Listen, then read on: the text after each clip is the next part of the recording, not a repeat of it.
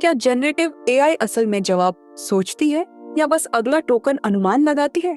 नमस्ते छात्रों, आज हम जनरेटिव एआई की दुनिया में उतरेंगे और एक बड़े सवाल का जवाब देंगे। क्या यह सोचती है या केवल अनुमान लगाती है? तैयार हो जाइए एक रोमांचक सर्किट ट्रेस यात्रा के लिए। जनरेटिव एआई, जैसा कि नाम से पता चलता है, नया कंटेंट बनाने वाला एआई है, चाहे वह टेक्स्ट हो, इमेज हो या कोड। लेकिन यह काम कैसे करता है? चलिए देखते हैं। सबसे पहले आप एक आर्गुमेंट आंकन देते हैं, जैसे मुझे एक कविता लिखो। ऑन स्क्रीन दे मुझे एक कविता लिखो।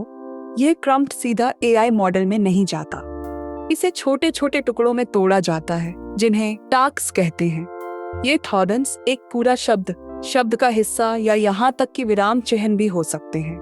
ऑन स्क्रीन और आइज बेकाले जाए एक कविता लिखो।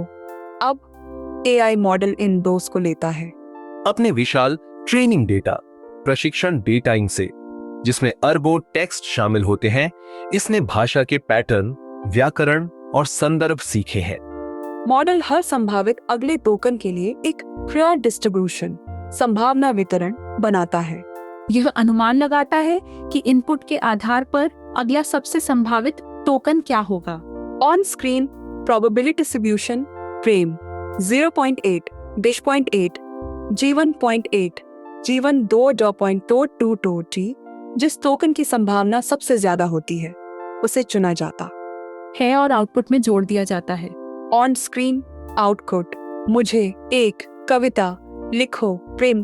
अब यह नया जनरेट किया गया टोकन भी इनपुट का हिस्सा बन जाता है और यह प्रक्रिया दोहराई जाती है ओकर बाय क्यू, एक एक टोकन करके, जब तक पूरा जवाब नहीं बन जाता। On screen not on by wow output मुझे एक कविता लिखो प्रेम पर आधारित।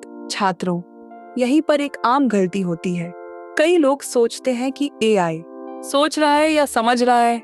नहीं, जनरेटिव एआई केवल अपने सीखे हुए पैटर्न के आधार पर अगला टोकन अनुमान कर रहा है। यह चेतन रूप से सोचता नहीं है। इसकी सीमाएं हैं।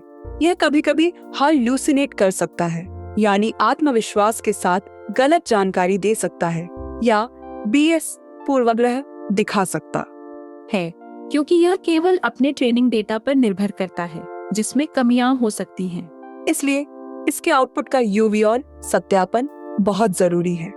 तो मुख्य बात यह है कि जनरेटिव एआई एक असाधारण पर्सनलाइजर और इकनीक के